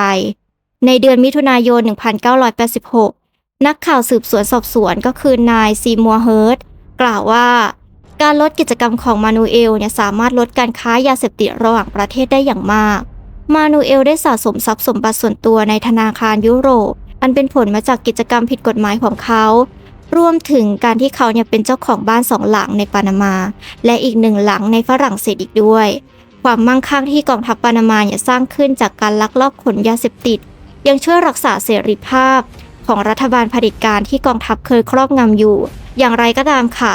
การควบคุมความมั่นคงจากการค้าผิดกฎหมายของกองทัพทำให้ชนชั้นนำทางธุรกิจของปานามาที่เคยได้รับผลประโยชน์จากการค้าดังกล่าวรู้สึกแปลกแยกภายใต้การนำของนายมานูเอลผลกำไรเหล่านี้ถูกแบ่งสรรภายในกองทัพอย่างไม่เท่าเทียมกันเมื่อเทียบกับสมัยของโอมาซึ่งท้ายที่สุดก็ได้สร้างความขัดแย้งในผู้นำกองทัพการดำเนินงานหลายอย่างค่ะที่มานูเอลได้รับประโยชน์นั้นก็ดำเนินการโดยผู้ร่วมงานเช่นฟรอยด์ คาร์ตันเซซาร์ โรดริเกสเงินจำนวนมากจากรายได้การค้ายาเสพติดถูกนำมาจากไมอามีและก็ที่อื่นๆไปยังปานามาเพื่อฟอกเงินและมานูเอลเองก็ได้รับเงินชดเชยในกรณีเหล่านี้เช่นกันสตีเวน คาลิสชาวอเมริกันก็ยังเริ่มธุรกิจขนาดใหญ่ในการขายยาเสพติดฟอกเงินและขายฮาร์ดแวร์ให้กับกองทัพปานามาเพื่อผลกำไรจำนวนมากด้วยความช่วยเหลือของนายมานูเอลซึ่งในช่วงการเลือกตั้งในปี 1984 สตีเวน คาลิสกำลังเตรียมการขนส่งกัญชามูลค่า 1.7 ล้านดอลลาร์สหรัฐผ่านทางปานามาซึ่งมานูเอลตกลงที่จะจัดหาสแตมป์ศุลกากรปลอมของปานามาให้มานูเอลจะได้รับเงิน1 ล้านดอลลาร์สหรัฐสำหรับการดำเนินการในครั้งนั้นเริ่มตั้งแต่ปี 1984 มานูเอลก็ดูเหมือนจะลดขนาดการดำเนินงานของเขาและยังสั่งการบุกค้นโรงงานโคเคนภายในประเทศปานามาซึ่งการบุกค้นครั้งนี้เขาก็ได้เน้นย้ำว่าเป็นหลักฐานความร่วมมือกับสหรัฐในการต่อสู้กับการค้ายาเสพติดเขายังสั่งปราบปรามการฟอกเงินโดยนายจอร์จ โอชัวและนายจิลเบอร์โต โรดริเกส โอเรฮูเอราซึ่งเป็นแกนนำแก๊งค้ายาชาวโคลอมเบียภาพลักษณ์ใหม่ของนายมานูเอลในฐานะฝ่ายตรงข้ามกับการค้ายาเสพติดแสดงให้เห็นได้จากการที่เขาได้รับเชิญเป็นวิทยากรในปี 1984 ที่มหาวิทยาลัยฮาร์วาร์ดเพื่อเข้าร่วมการประชุมเกี่ยวกับบทบาทของกองทหารในสงครามของอเมริกากลางช่วงวีรกรรมของมานูเอลก็มีเยอะแยะเลยนะคะในช่วงหนึ่งฮูโก สปาดาโฟราเป็นแพทย์และนักเคลื่อนไหวทางการเมืองที่ปะทะกับมานูเอลในครั้งแรกทั้งคู่เป็นสมาชิกของรัฐบาลของโอมาแม้ว่าจะเป็นพันธมิตรของโอมาก็ตามแต่เขากับมานูเอลก็เป็นศัตรูกันมาเป็นเวลานาน แม้ว่าจะไม่ได้เป็นสมาชิกฝ่ายค้านแต่เขาก็กลายเป็นผู้วิพากษ์วิจารณ์นายมานูเอลได้อย่างเปิดเผยหลังจากกลับมายังปานามาจากกัวเตมาลาในปี 1981 นายสปาดาโฟราก็ได้รวบรวมหลักฐานการทุจริตภายในรัฐบาลโดยใช้ตำแหน่งของเขาในฐานะพันธมิตรของโอมาเพื่อสอบถามพันธมิตรของมานูเอลรวมถึงนายฟลอยด์คาร์ตันและนายเซซาร์โรดริเกสซึ่งรวมถึงการสนทนาระหว่างนายฟลอยด์กับนายมานูเอลในกลางปี 1985 หลังจากที่การดำเนินการด้านยาของเขาล้มเหลวเนื่องจากความขัดแย้งเกี่ยวกับการขนส่งที่หายไปอย่างไร้วี่แววและเขาก็ได้รับการประชาสัมพันธ์ในเชิงลบในสื่อของปานามาค่ะในเดือนกันยายน 1985 นายสปาดาโฟราเขาได้กล่าวหาว่านายมานูเอลมีความเกี่ยวข้องกับการค้ายาเสพติดและก็ประกาศเจตนาที่จะเปิดโปงเขาข้อกล่าวหาการค้ายาเสพติดดังกล่าวได้คุกคามการสนับสนุนของมานูเอลในกลุ่มคนชั้นกลางที่เคยได้รับประโยชน์ภายใต้รัฐบาลของเขาและของโอมาจนกระทั่งวันหนึ่งค่ะในช่วงที่นายสปาดาโฟราเดินทางโดยรถบัสจากคอสตาริกาไปยังปานามาพยานก็ได้เห็นเขาถูกเจ้าหน้าที่ PDF กักตัวไว้หลังจากที่ข้ามพรมแดนพบศพที่ถูกตัดศีรษะของเขาห่ออยู่ในถุงไปรษณีย์ของไปรษณีย์สหรัฐซึ่งเผยให้เห็นร่องรอยการทรมานอย่างโหดร้ายเชื่อกันว่ามานูเอลเป็นผู้สั่งฆาตกรรมเขาหน่วยข่าวกรองของสหรัฐก็ได้ทำการเชื่อมโยงเกี่ยวกับมานูเอลเอาไว้นะคะซึ่งก่อนหน้านี้ในวันที่สปาดาโฟราถูกจับกุมสำนักงานความมั่นคงแห่งชาติสหรัฐก็ได้ติดตามการสนทนาทางโทรศัพท์ระหว่างมานูเอลและลูอิสผู้บัญชาการทหารในจังหวัดชิลิกิซึ่งเป็นสถานที่ที่สปาดาโฟราถูกจับกุมระหว่างการสนทนาลูอิสก็ได้บอกกับนายมานูเอลว่าเรามีสุนัขที่เป็นโรคพิษสุนัขบ้ามานูเอลก็ได้ตอบว่าแล้วจะทำอย่างไรกับสุนัขที่เป็นโรคพิษสุนัขบ้าล่ะการฆาตกรรมสปาดาโฟราได้สร้างความเสียหายอย่างร้ายแรงต่อภาพลักษณ์ของนายมานูเอลทั้งในและก็นอกปานามาและก่อให้เกิดวิกฤตการณ์ให้กับระบบการปกครองของปานามาค่ะบาเลตตาซึ่งอยู่ในนิวยอร์กซิตี้เมื่อช่วงที่สปาดาโฟราถูกฆาตกรรมในเดือนกันยายนปี 1985 เขาก็ได้ประกาศเจตนารมณ์ที่จะแต่งตั้งคณะกรรมการอิสระเพื่อสอบสวนการฆาตกรรมแต่อย่างไรก็ตามค่ะเมื่อเขากลับไปยังปานามาเขาก็ถูกบังคับให้ลาออกโดย PDF และถูกแทนที่โดยรองประธานาธิบดีก็คือนายเอริกอาตูโรนายบาริต้าเป็นที่นับถืออย่างสูงค่ะในรัฐบาลของโรนัลด์เรแกนและการปลดเขาออกจากตำแหน่งในครั้งนั้นทำให้ความสัมพันธ์ระหว่างสหรัฐอเมริกาและมานูเอลถดถอยลงหลังจากการฆาตกรรมสปาดาโฟราสหรัฐอเมริกาก็เริ่มมองว่ามานูเอลเป็นภาระมากกว่าจะเป็นทรัพย์สินแม้ว่าเขาจะยังคงสนับสนุนการแทรกแซงของสหรัฐในที่อื่นๆต่อไปก็ตามการตอบสนองของสหรัฐรวมถึงการลดความช่วยเหลือทางเศรษฐกิจและกดดันปานามา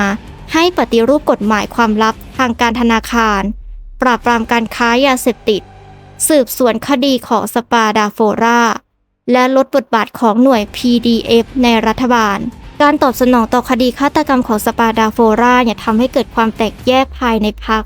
PRD ค่ะและสร้างความเสียหายต่อความน่าเชื่อถือของสื่อข่าวที่รัฐบาลควบคุมอย่างมากเลยโรเบโต ดีเอสก็เคยคิดที่จะใช้ความวุ่นวายในระหว่างคดีสปาดาโฟราเพื่อยึดอำนาจในช่วงเวลาสั้นๆด้วยในช่วงที่นายมานูเอลเดินทางไปต่างประเทศแต่ถึงแม้จะระดมกำลังพลบางส่วนแล้วนะคะในที่สุดเขาก็ตัดสินใจที่จะไม่ทำการรัฐประหารต่อเพราะตระหนักว่าตนยังไม่อาจจะหวังการสนับสนุนได้เพียงพอนอกจากนี้มานูเอลก็ยังได้ทำข้อตกลงกับรองประธานาธิบดีของเขาโดยระบุว่าเขาจะลงจากตำแหน่งผู้นำทางทหารในปี 1987 และก็ให้โรเบโต ดีเอสสืบทอดตำแหน่งต่อจากเขามานูเอลกลับลำค่ะข้อตกลงนี้อย่างที่กล่าวไปก่อนหน้าเลยค่ะโดยประกาศว่าเขาจะเป็นหัวหน้ากองทัพในอีก5ปีข้างหน้าและก็แต่งตั้งให้นายโรเบโต ดีเอสให้ดำรงตำแหน่งทางการทูตแทน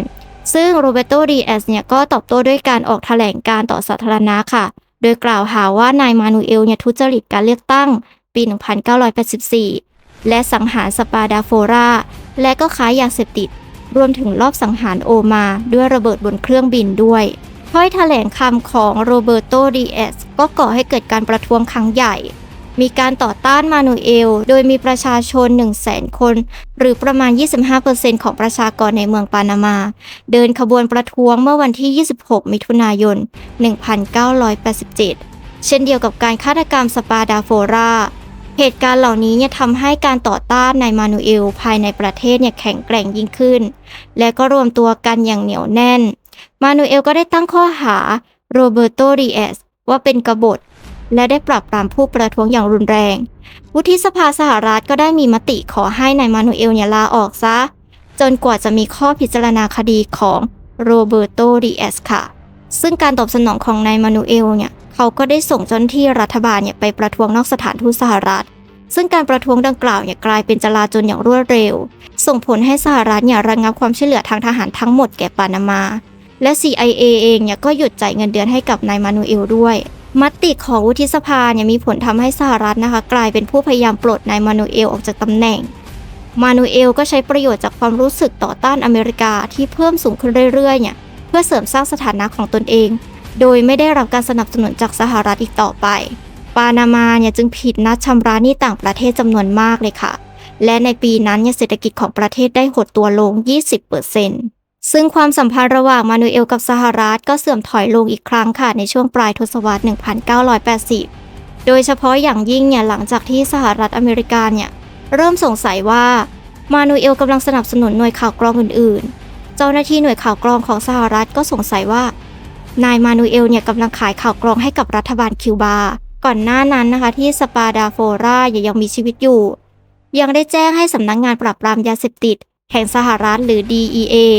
ทราบถึงผลการค้นพบบางส่วนของเขาเกี่ยวกับการมีส่วนร่วมของนายมานูเอลในการลักลอบขนยาเสพติดหน่วยงานต่างๆของสหรัฐหลายแห่งยังคงสืบสวนนายมานูเอลต่อไปแม้จะมีการคัดค้านจากรัฐบาลโรนัลด์ เรแกนในปี 1988 มานูเอลก็ถูกฟ้องร้องโดยคณะลูกขุนใหญ่ของรัฐบาลกลางสหรัฐค่ะในศาลที่ไมอามีและแทมปาคำฟ้องกล่าวหาว่าเขาเปลี่ยนปานามาให้เป็นแพลตฟอร์มการขนส่งโคเคนจากอเมริกาใต้ที่มุ่งหน้าไปยังสหรัฐและปล่อยให้เงินที่ได้มาจากการค้ายาเสพติดถูกซุกซ่อนไว้ในธนาคารของปานามาไม่นานหลังจากนั้นค่ะพันเอกกองทัพบกและทหารไม่กี่นายก็ได้พยายามโค่นล้มรัฐบาลมานูเอลความพยายามที่จะวางแผนไว้ทำได้ไม่ดีนักค่ะพวกเขาจึงถูกขัดขวางภายในวันเดียวเท่านั้นซึ่งการเลือกตั้งประธานาธิบดีในเดือนพฤษภาคม 1989 ก็เต็มไปด้วยการทุจริตและก็ความรุนแรงค่ะกลุ่มพันธมิตรเพื่อการปลดปล่อยแห่งชาติซึ่งเป็นกลุ่มพันธมิตรสนับสนุนกองทัพที่นำโดยพรรค PRD ได้เสนอชื่อนายคาร์ลอส ดูเก้อดีตหุ้นส่วนทางธุรกิจของนายมานูเอลเป็นผู้สมัครกลุ่มพันธมิตรฝ่ายค้านประชาธิปไตยซึ่งเป็นกลุ่มพันธมิตรฝ่ายค้านก็ได้เสนอชื่อนายกุยเยโม เอนดาราสมาชิกพรรคของเอเรียสและก็ริคาร์โด เอเรียสและกุยเยโม ฟอร์ดซึ่งเป็นกลุ่มฝ่ายค้านที่มีชื่อเสียงอีก2คนเป็นผู้สมัครรองประธานาธิบดีฝ่ายค้านคาดการณ์ว่าจะมีการทุจริตค่ะโดยได้ติดตามการนับคะแนนที่หน่วยเลือกตั้งท้องถิ่นในวันเลือกตั้งด้วยซึ่งผลสำรวจความคิดเห็นจากผู้ลงคะแนนก็ชี้ให้เห็นว่ารายชื่อฝ่ายค้านชนะการเลือกตั้งด้วยคะแนนเสียงที่ขาดลอยค่ะซึ่งไม่นานก็มีรายงานเกี่ยวกับใบนับคะแนนที่หายไปด้วยและการยึดหีบบัตรเลือกตั้งโดยหน่วยงานของ PDF ในช่วงบ่ายของวันหลังการเลือกตั้งที่ประชุมสังฆราชคาทอลิกได้ประกาศว่าการนับคะแนนอย่างรวดเร็วที่สุดลงคะแนนแสดงให้เห็นว่ารายชื่อฝ่ายค้านชนะไปด้วยคะแนน3-1แต่อย่างไรก็ตามค่ะผลนับคะแนนอย่างเป็นทางการในวันถัดมากลับพบว่าคาร์ลอส ดูเก้ของพรรค PRD กลับชนะไปด้วยคะแนน2-1ซึ่งแทนที่จะเผยแพร่ผลการเลือกตั้งมานูเอลก็กลับประกาศให้การเลือกตั้งเป็นโมฆะแทนโดยอ้างว่าการแทรกแซงจากต่างประเทศนั่นเองได้ทำให้ผลการเลือกตั้งเสียหายอดีตประธานาธิบดีสหรัฐจิมมี่ คาร์เตอร์ซึ่งอยู่ในปานามาในฐานะผู้สังเกตการณ์ก็ได้ประณามมานูเอลโดยกล่าวว่าการเลือกตั้งถูกขโมยไปมานูเอลเดิมทีวางแผนที่จะประกาศว่าคาร์ลอส ดูเก้เป็นผู้ชนะค่ะโดยไม่คำนึงถึงผลการเลือกตั้งจริงแต่นายคาร์ลอส ดูเก้กลับรู้ดีว่าเขาพ่ายแพ้อย่างยับเยินและปฏิเสธที่จะไปด้วยกันวันรุ่งขึ้นค่ะนายเอนดารานายริคาร์โด เอเลียสและนายกุยโม ฟอร์ดก็ได้เคลื่อนขบวนผ่านย่านเมืองเก่าของเมืองหลวงอย่างชัยชนะแต่ถูกสกัดกั้นโดยกองกำลังกึ่งทหารของนายมานูเอล นายเอเลียสเนี่ยก็ได้รับการคุ้มครองโดยกองกำลัง2-3 นายค่ะแต่นายเอนดาร่าและกุยเยโมฟอร์ดเนี่ยก็พ่ายแพ้อย่างยับเยินภาพของกุยเยโมเนี่ยวิ่งหนีไปยังที่ปลอดภัยพร้อมกับเสื้อเชิ้ตกัวยาเวราที่เปื้อนเลือดถูกเผยแพร่ไปทั่วโลกเมื่อหมดวาระการดำรงตำแหน่งประธานาธิบดีในปี 1984 ถึง 1989 นายมานูเอลได้แต่งตั้งฟรานซิสโกโรดริเกสผู้ร่วมงานที่ดำรงตำแหน่งมาอย่างยาวนานให้ดำรงตำแหน่งรักษาการประธานาธิบดีแทนสหรัฐอเมริกาเนี่ยได้ยอมรับนายเอนดาร่าเป็นประธานาธิบดีคนใหม่การตัดสินใจของนายมานูเอลที่จะยกเลิกผลการเลือกตั้งเนี่ยนำไปสู่ความพยายามก่อรัฐประหารอีกครั้งในเดือนตุลาคม 1989 เจ้าหน้าที่ระดับล่างของมานูเอลเนี่ยจำนวนหนึ่งลุกขึ้นต่อต้านเขาค่ะนำโดยพันโทโมอิเซสจิโรดีเวราแต่การกบฏถูกปราบปรามได้อย่างง่ายดายโดยสมาชิกของกลุ่ม PDF ที่ภักดีต่อมานูเอลหลังจากความพยายามในครั้งนี้เนี่ยเขาได้ประกาศตัวเองว่าเป็นผู้นำสูงสุดของประเทศกบฏถูกจับและนำตัวไปยังฐานทัพนอกเมืองปานามาซึ่งพวกเขาถูกทรมานและถูกประหารชีวิตค่ะในเดือนมีนาคม 1988 รัฐบาลสหรัฐก็ได้เข้าเจรจากับนายมานูเอลเพื่อขอให้เขาลาออกปานามามีนายโรมูโรเอสโกบาเบทันคอร์ตเป็นตัวแทนในการเจรจาในครั้งนี้การเจรจาล้มเหลวหลังจากการเจรจาที่ยาวนานและยังไม่มีข้อสรุปหลายเดือนเลยค่ะซึ่งมานูเอลก็ไม่มีเจตนาที่จะลาออกเลยในวันที่ 15 ธันวาคม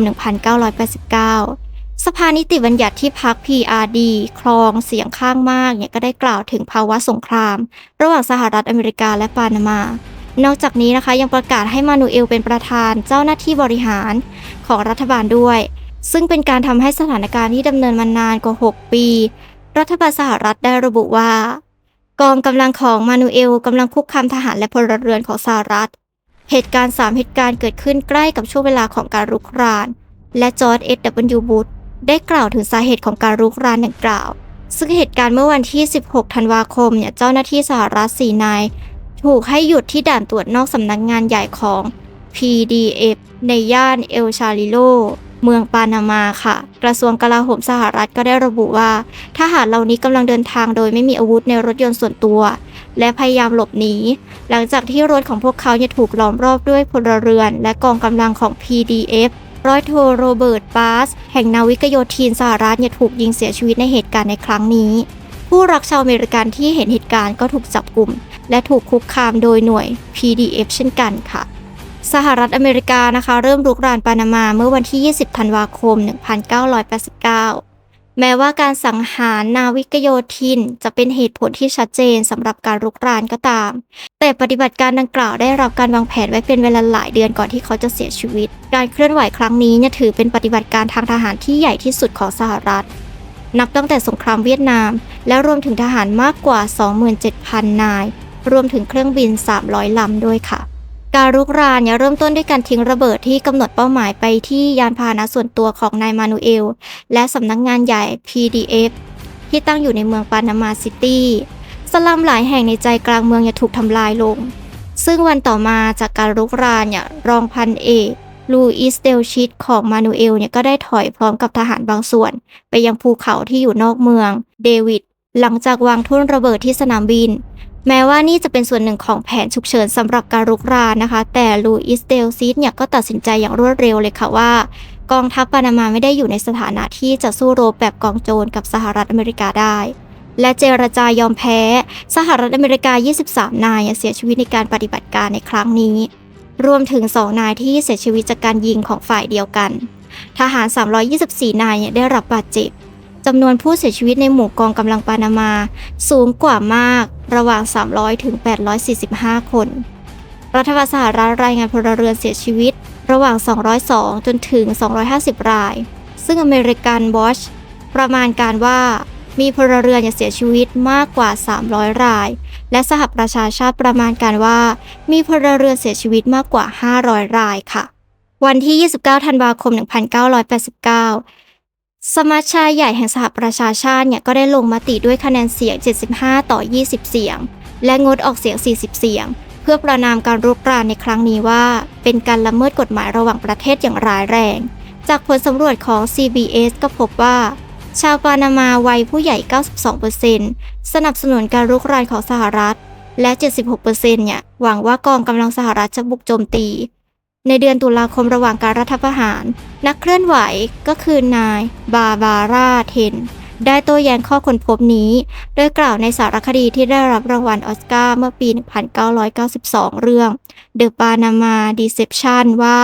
การสำรวจความคิดเห็นของชาวปานามาในย่านที่ร่ำรวยและใช้ภาษาอังกฤษในเมืองปานามาซิตี้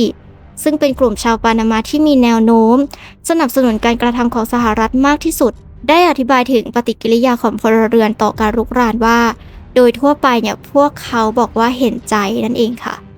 ซึ่งมานูเอลนะคะได้รับคำเตือนหลายครั้งเลยค่ะเกี่ยวกับการรุกรานจากบุคคลภายในรัฐบาลของเขาแม้ว่าในตอนแรกเนี่ยเขาก็ไม่เชื่อคำเตือนเหล่านั้นสักเท่าไหร่นะคะแต่คำเตือนเหล่านั้นก็เกิดขึ้นบ่อยครั้งเมื่อการรุกรานเนี่ยใกล้เข้ามาในที่สุดก็โน้มน้าวให้มานูเอลเนี่ยต้องการหลบหนีมานูเอลใช้เล่ห์เหลี่ยมหลายอย่างเลยค่ะรวมทั้งการใช้คนหน้าเหมือน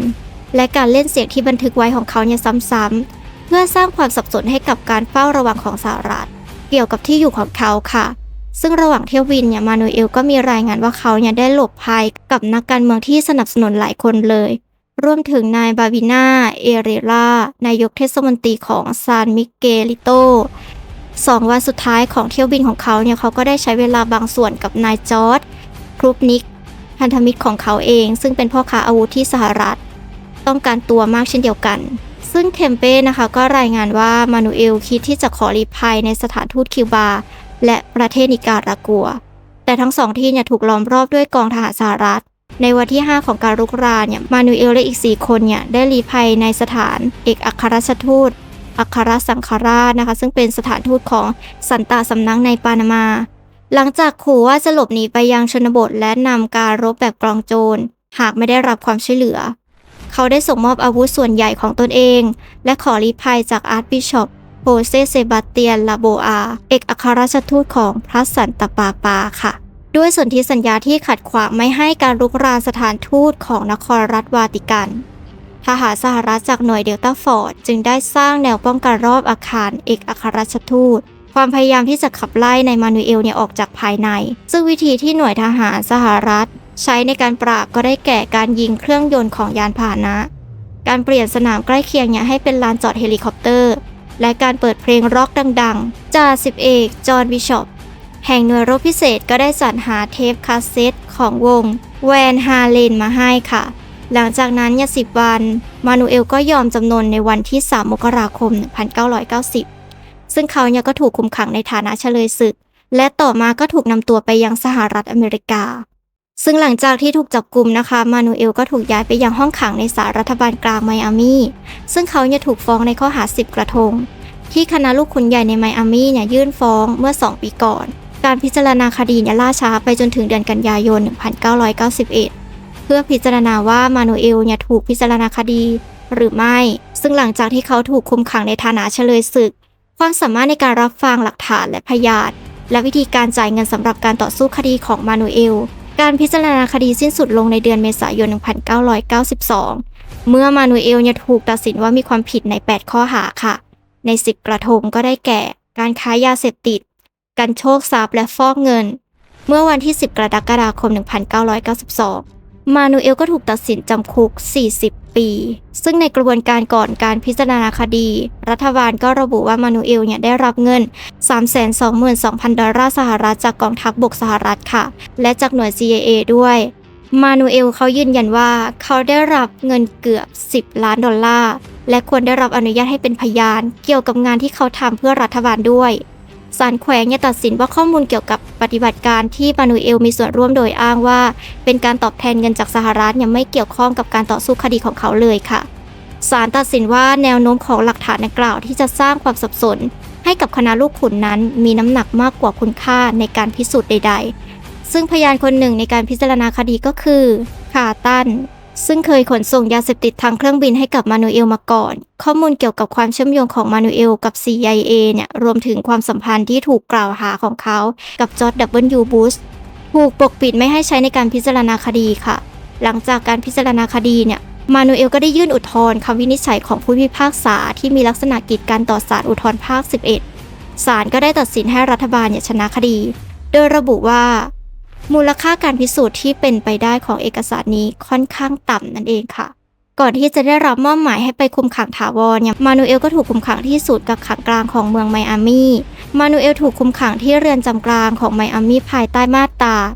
85 ของอนุสัญญาเจนีวาฉบับที่ 3 มานูเอลถือเป็นเฉลยศึกค่ะแม้ว่าเขาจะถูกตัดสินว่ามีความผิดในข้อหากระทำความผิดก่อนจะถูกจับกุมโดยอำนาจกักขังของสหรัฐอเมริกาก็ตามสถานะนี้หมายความว่า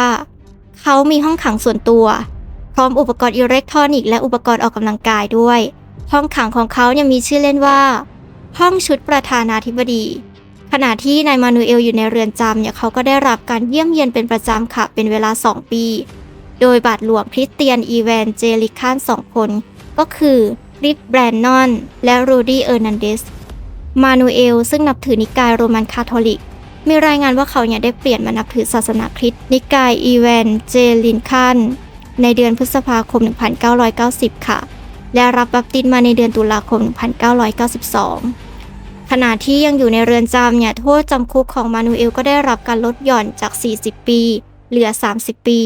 โดยผู้พิพากษาจากนั้นก็เหลือ 17 ปีเนื่องจากเขาประพฤติตัวดีโทษจำคุกในสหรัฐของเขาจึงสิ้นสุดลงในวันที่ 9 กันยายน 2007 แม้ว่าการจำคุกของเขาจะขยายออกไปในขณะที่คำร้องขอส่งผู้ร้ายข้ามแดนจากประเทศอื่นๆกำลังอยู่ระหว่างการพิจารณาก็ตามค่ะมานูเอลถูกพิจารณาคดีลับหลังในปานามาด้วยค่ะสำหรับอาชญากรรมในช่วงที่เขาปกครองปานามาในเดือนตุลาคม 1993 มานูเอลและอีก 2 คนก็ถูกตัดสินว่ามีความผิดฐานฆาตกรรมสปาดาโฟราโดยศาลเขตตุลาการที่ 3 และถูกตัดสินจำคุก 20 ปีในปี 1994 มานูเอลและนายเฮราคิเดสซุเคเจ้าหน้าที่ตำรวจลับของเขาก็ถูกตัดสินโดยคณะลูกขุนในข้อหาฆาตกรรมจิโรดีด้วยซึ่งเป็นผู้นำความพยายามก่อรัฐประหารในปี 1989 แม้ว่ามานูเอลจะถูกพิจารณาคดีลับหลังแต่ผู้พิพากษาก็ได้เดินทางไปยังสหรัฐอเมริกาเพื่อสักถามเขาในเดือนธันวาคม 1993 นายมานูเอลและนายเฮราคิเดสซูเคทั้งคู่ได้รับโทษจำคุก 20 ปีซึ่งเป็นโทษสูงสุดที่อัยการเรียกร้องเลยค่ะในที่สุดมานูเอลก็ได้รับโทษจำคุก 20 ปีเป็นครั้งที่ 3 ในปี 1996 จากบทบาทของเขาในการเสียชีวิตของเจ้าหน้าที่ทหาร 9 นายที่สนับสนุนจิโรดีกลุ่มนี้ถูกประหารชีวิตในโรงเก็บเครื่องบินที่ฐานทัพอากาศอันบรูคหลังจากความพยายามก่อรัฐประหารในเหตุการณ์ที่ต่อมาเป็นที่รู้จักกันในชื่อการสังหารหมู่อันบรูคมานูเอลยังถูกดำเนินคดีในข้อหาการหายตัวไปของลูอิสอันโตนิโอกิโรสและเอเวอเรสต์เคนตันคิมเบิลเกราในชิริกิด้วยในปี 1968 และการเสียชีวิตของนายเฮลิโอโดโรโปรตุเกสในปี 1971 คดีเหล่านี้ยังไม่ทันได้สรุปเขาก็เสียชีวิตในปี 2017 เสียก่อนค่ะรัฐบาลฝรั่งเศสได้ร้องขอให้ส่งตัวผู้ร้ายข้ามแดนของมานูเอลในช่วงที่เขามีชีวิตอยู่ด้วยค่ะหลังจากที่เขาถูกตัดสินว่ามีความผิดฐานฟอกเงินในปี 1999 โดยระบุว่ามานูเอลได้ฟอกเงิน$3 ล้านสหรัฐจากรายได้การค้ายาเสพติดโดยการซื้ออพาร์ตเมนต์หรูในปารีสมานูเอลถูกตัดสินว่ามีความผิดลับหลังแต่กฎหมายฝรั่งเศสกำหนดให้มีการพิจารณาคดีใหม่หลังจากที่ผู้ต้องหาถูกตัดสินลับหลังและก็ถูกจับกุมแล้วซึ่งก่อนหน้านี้ฝรั่งเศสได้แต่งตั้งมานูเอลเป็นผู้บัญชาการกองเกียรติยศในปี 1987 ในเดือนสิงหาคม 2007 ค่ะผู้พิพากษาศาลรัฐบาลกลางสหรัฐอนุมัติคำร้องของรัฐบาลฝรั่งเศสให้ส่งตัวมานูเอลกลับไปยังฝรั่งเศสหลังจากที่เขาได้รับการปล่อยตัวมานูเอลได้อุทธรณ์คำร้องขอส่งผู้ร้ายข้ามแดนของเขาเนื่องจากเขาอ้างว่าฝรั่งเศสจะไม่ยอมรับสถานะทางกฎหมายของเขาในฐานะเฉลยศึกแม้ว่ามานูเอลจะมีกำหนดการปล่อยตัวในปี 2007 แต่เขายังคงถูกคุมขังในขณะที่การอุทธรณ์ของเขายังอยู่ระหว่างการพิจารณาคดีของศาลค่ะซึ่งศาลฎีกาของสหรัฐอเมริกาปฏิเสธที่จะรับฟังคำอุทธรณ์ของเขาในเดือนมกราคม 2010 และในเดือนมีนาคมได้ปฏิเสธคำร้องขอให้มีการพิจารณาคดีใหม่2 วันหลังจากการปฏิเสธศาลแขวงสำหรับเขตใต้ของรัฐฟลอริดาในไมอามี่ก็ได้ยกเลิกการระงับการส่งผู้ร้ายข้ามแดนของนายมานูเอลต่อมาในเดือนนั้นทนายความของมานูเอลระบุว่าเขาจะเดินทางไปฝรั่งเศส และพยายามทำข้อตกลงกับรัฐบาลฝรั่งเศสค่ะมานูเอลถูกส่งตัวไปยังฝรั่งเศสเมื่อวันที่ 26 เมษายน 2010 ทนายความของมานูเอลอ้างว่าเรือนจำลาซานเต้ซึ่งเขาถูกคุมขังนั้นไม่เหมาะสมสำหรับชายในวัยแก่และยศของเขาเลยค่ะรัฐบาลฝรั่งเศสปฏิเสธที่จะให้สถานะเฉลยศึกแก่เขาซึ่งเป็นสถานะที่เขาได้รักษาไว้ในสหรัฐอเมริกาเมื่อวันที่ 7 กรกฎาคม 2010 มานูเอลถูกตัดสินโดยศาลชั้นต้นที่ 11 ของศาลราชทัณฑ์ปารีสและถูกตัดสินจำคุก 7 ปี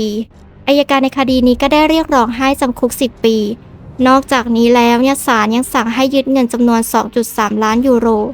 หรือประมาณ 3.6 ล้านดอลลาร์สหรัฐที่ถูกอายัดไว้ในบัญชีธนาคารของมานูเอลในฝรั่งเศสมาเป็นเวลานานอีกด้วยซึ่งในปี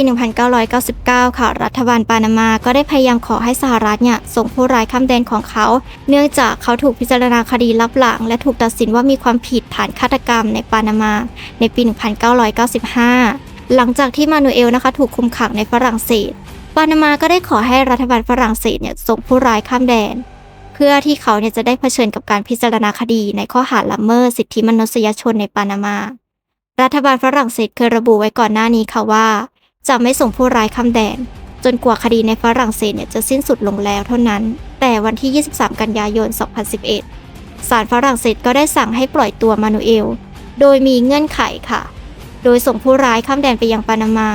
ในวันที่ 1 ตุลาคม 2011 มานูเอลถูกส่งตัวไปยังปานามาในวันที่ 11 ธันวาคม 2011 และถูกคุมขังที่เรือนจำเอลเรนาเซอร์เพื่อรับโทษรวม 60 ปี ซึ่งเขาได้ทำการสะสมไว้จากการก่ออาชญากรรมที่เกิดขึ้นในช่วงที่เขาปกครองปานามานั่นเองจนกระทั่งวันที่ 5 กุมภาพันธ์ 2012 มานูเอลถูกย้ายไปที่โรงพยาบาลซานโตโทมัสในเมืองปานามาเนื่องจากความดันโลหิตเขาสูงและก็เลือดออกในสมองค่ะเขาก็อยู่ในโรงพยาบาลเป็นเวลา 4 วันก่อนที่จะถูกส่งตัวกลับไปเข้าเรือนจำมีการประกาศเมื่อวันที่ 21 มีนาคม 2012 ว่ามานูเอลได้รับการวินิจฉัยว่าเป็นเนื้องอกในสมองซึ่งต่อมาก็พบว่าเนื้องอกชนิดไม่ร้ายแรงมากเมื่อวันที่ 23 มกราคม 2017 เขาก็ได้รับการปล่อยตัวจากเรือนจำและถูกกักบริเวณในบ้านเพื่อเตรียมความพร้อมสำหรับการผ่าตัดที่จะนำเนื้องอกออกวันที่ 7 มีนาคม 2017 เขาได้ประสบภาวะเลือดออกในสมองระหว่างการผ่าตัดซึ่งทำให้เขาอยู่ในอาการวิกฤตในหอผู้ป่วยหนักของโรงพยาบาลซานโตโทมัสนายมานูเอลเสียชีวิตเมื่อวันที่ 29 พฤษภาคม 2017 ขณะมีอายุได้ 83 ปี ประธานาธิบดีฮวนคาร์ลอส วาเรลาแห่งปานามาในขณะนั้นประกาศการเสียชีวิตของมานูเอลไม่นานก่อนเที่ยงคืนโดยเขียนว่าการเสียชีวิตของมานูเอล เอนอริเอกาได้ปิดฉากบทหนึ่งในประวัติศาสตร์ของเราลูกสาวและญาติพี่น้องของเขาสมควรได้รับการฝังศพของเขาอย่างสงบและมานูเอลก็ถูกเผาค่ะการปกครองปานามาแบบเผด็จการของมานูเอลได้รับการอธิบายว่าเป็นการปกครองแบบเผด็จการในขณะที่มานูเอลเองก็ถูกเรียกว่าคนแข็งแกร่งบทความไว้อาลัยจาก BBC ในปี 2017 นะคะก็ระบุว่ามานูเอลเป็นนักฉวยโอกาสที่ใช้ความสัมพันธ์ใกล้ชิดกับสหรัฐอเมริกาเพื่อเพิ่มอำนาจของตัวเองในปานามาและปกปิดกิจกรรมที่ผิดกฎหมายซึ่งเขาถูกตัดสินว่ามีความผิดในที่สุดค่ะบทความในปี 2010 ใน The Guardian อ้างถึงเขาในฐานะเผด็จการที่มีชื่อเสียงที่สุดในยุคของเขาและเป็นคำตอบของปานามาสำหรับพันเอกมูอัมมาร์กัดดาฟีผู้นำลิเบียดิงเกสก็ได้เขียนว่าแม้ว่าระบอบการปกครองของมานูเอลจะพบเห็นการฆาตกรรมและอาชญากรรมจำนวนมากแต่เหตุการณ์เหล่านี้ก็มีขนาดใกล้เคียงกับเหตุการณ์ที่เกิดขึ้นในเวลาเดียวกันภายใต้รัฐบาลเผด็จการของกัวเตมาลาชิลีอาร์เจนตินาและเอลซัลวาดอร์ค่ะรัฐบาลเหล่านี้ยังไม่เคยเห็นการประณามจากสหรัฐในระดับเดียวกับที่มานูเอลประสบพบเจอเลย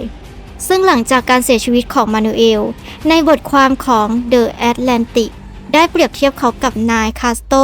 และออกุสโตโดยระบุว่า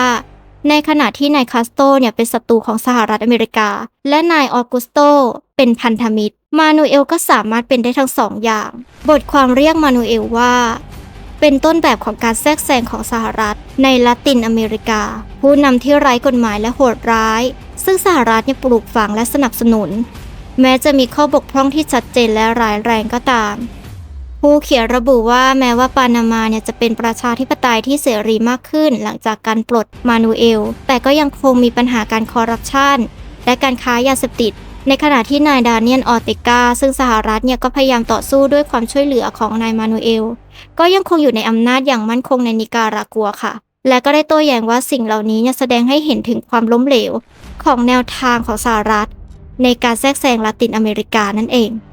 นายมานูเอลเนี่ยได้ใช้ความพยายามอย่างยิ่งในการสร้างภาพลักษณ์ต่อเขาอนุญาตและสนับสนุนข่าวลือที่ว่าในฐานะหัวหน้าหน่วยข่าวกรองของปานามาเขามีข้อมูลเชิงลบเกี่ยวกับทุกคนในประเทศภาพลักษณ์ในหมู่เจ้าหน้าที่บางคนที่ว่ามานูเอลหาเงินจากทุกธุรกรรมในประเทศนั้นอาจจะเป็นฝีมือของมานูเอลเองในบรรดาผู้นำฝ่ายค้านในปานามาเขาถูกมองว่าเป็นคนวิปริตทางเพศและข่มขืนภาพลักษณ์ที่ขัดแย้งกันในแวดวงรัฐบาลสหรัฐมีอยู่มากมายเลยค่ะมานูเอลถูกมองว่าเป็นสายลับของ CIA ผู้ค้ายาเสพติดชาตินิยมที่สนับสนุนโอมาทอริโฮสพันธมิตรของคิวบาและพันธมิตรของโอลิเวอร์นอตและกลุ่มคอนทัสเขาถูกมองว่าเป็นผู้ร่วมงานที่ไว้ใจได้ในสงครามต่อต้านยาเสพติดแม้ว่า DEA กำลังสอบสวนเขาในข้อหาเกี่ยวข้องกับการลักลอบขนยาเสพติดเมื่อถึงเวลาที่เขาถูกปลดออกจากตำแหน่งเขากลายเป็นที่เกลียดชังในสหรัฐอเมริกาและการรุกรานครั้งนี้ถูกมองว่าเป็นความพยายามกำจัดคนชั่วร้ายดินสเกตนะคะเขาได้เขียนว่าภาพที่ขัดแย้งเหล่านี้ยังมีบทบาทสำคัญในการกำหนดนโยบายที่ขัดแย้งกันเองของรัฐบาลสหรัฐที่มีต่อนายมานูเอลใช้ฉายาว่าเอลแมนเพื่อเรียกตัวเองแต่เขาถูกเรียกในเชิงดูถูกว่าการาเดปิญญาหรือหน้าสับปะรดในภาษาสเปนอันเป็นผลมาจากใบหน้าที่เป็นหลุมเป็นบ่อจากสิวในวัยหนุ่มของเขาค่ะเขาเนี่ยเกลียดชังชื่อนี้เป็นอย่างมากและต่อมาเนี่ยก็กลายเป็นประเด็นฟ้องร้องด้วยเมื่อถูกจับกุมในที่สุดเนี่ยเขาก็ถูกควบคุมตัวโดยชาวอเมริกันฉายาสับปะรดก็ปรากฏขึ้นอีกครั้งในรูปแบบของบทสวดที่ได้ยินบ่อยครั้งว่าสับปะรดอยู่ในกระป๋องเขาใช้ชีวิตอย่างหรูหราฟุ่มเฟือยในช่วงที่ครองอำนาจโดยผู้ที่นายในปานามาค่ะซึ่งบรรยายไว้ในคำไว้อาลัยว่าเป็นชีวิตที่อิสระเสรีจากความร่ำรวยจากการค้ายาเสพติดพร้อมด้วยคฤหาสน์หรูหรางานเลี้ยงที่เสพโคเคนและปืนโบราณมากมายซึ่งนักวิจารณ์ต่างพากันวิพากษ์วิจารณ์ถึงความกล้าหาญของเขาระหว่างการกล่าวสุนทรพจน์ต่อสาธารณะเช่นหลังจากถูกฟ้องร้องในสหรัฐอเมริกาเขาก็ได้กล่าวสุนทรพจน์ต่อสาธารณะพร้อมกับถือมีดพระและก็ประกาศว่าอย่าถอยหลังแม้แต่ก้าวเดียวทัศนคติแบบลูกผู้ชายที่มานูเอลใช้นั้นถูกอธิบายว่าเป็นปฏิกิริยาตอบโต้การข่มเหงที่ลูอิสพี่ชายต่างบรรดาของเขาต้องเผชิญในฐานะชายรักร่วมเพศอย่างเปิดเผยในปานามาและเปรูค่ะภาพลักษณ์ของความแข็งแกร่งนี้แตกต่างสิ้นเชิงกับผลกระทบของภาพถ่ายติดตัวที่ถ่ายหลังจากการถูกจับกุมและภาพถ่ายดังกล่าวกลายเป็นสัญลักษณ์ของการตกต่ำจากอำนาจของเขาถูกอธิบายว่าเป็นคนที่เชื่อเรื่องโชคลางอย่างมากค่ะซึ่งวางใจในเครื่องรางของขลังจำนวนหนึ่งที่เขาพกติดตัวไปด้วยนั่นเองและสุดท้ายบทของมานูเอลก็ได้จบลงเหลือไว้เพียงตำนานเท่านั้นค่ะหลังจากเรื่องราวของเขาและเหตุการณ์ที่เกิดขึ้นก็มาจากผู้นำทางการเมืองเหมือนเดิมค่ะ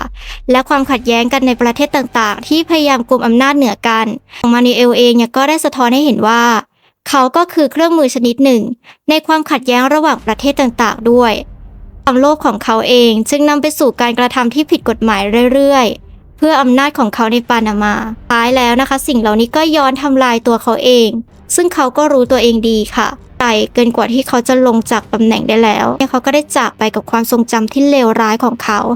ฝากวีรกรรมต่ำช้าไว้ให้กับโลกประวัติศาสตร์อาชญากรรม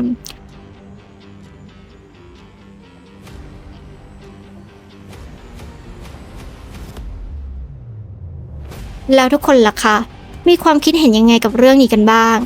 ก็มาแสดงความคิดเห็นเพื่อแลกเปลี่ยนข้อมูลกันได้เหมือนเช่นเคยค่ะก็จะอ่านทุกคอมเมนต์เลยนะคะฝากคอมเมนต์กันมาด้วยนะคะว่าคิดยังไงกับเรื่องนี้กดไลค์เพื่อเป็นกำลังใจให้กันรวมถึงกดติดตามเพื่อไม่พลาดคลิปใหม่ๆที่โรสจะนำมาเล่าด้วยนะคะใครนะคะอยากสนับสนุนแอดโรสนะคะก็สามารถสมัครสมาชิกเพื่อเป็นกำลังใจให้กันในการทำคลิปต่อๆไปด้วยนะคะก็ขอบพระคุณเพื่อนๆล่วงหน้ากันด้วยนะคะสำหรับทุกคนที่ให้การสนับสนุนกันเสมอมาค่ะวันนี้แอนนะคะจะขอตัวลาไปก่อนไว้เจอกันใหม่ในคลิปหน้าสวัสดีค่ะ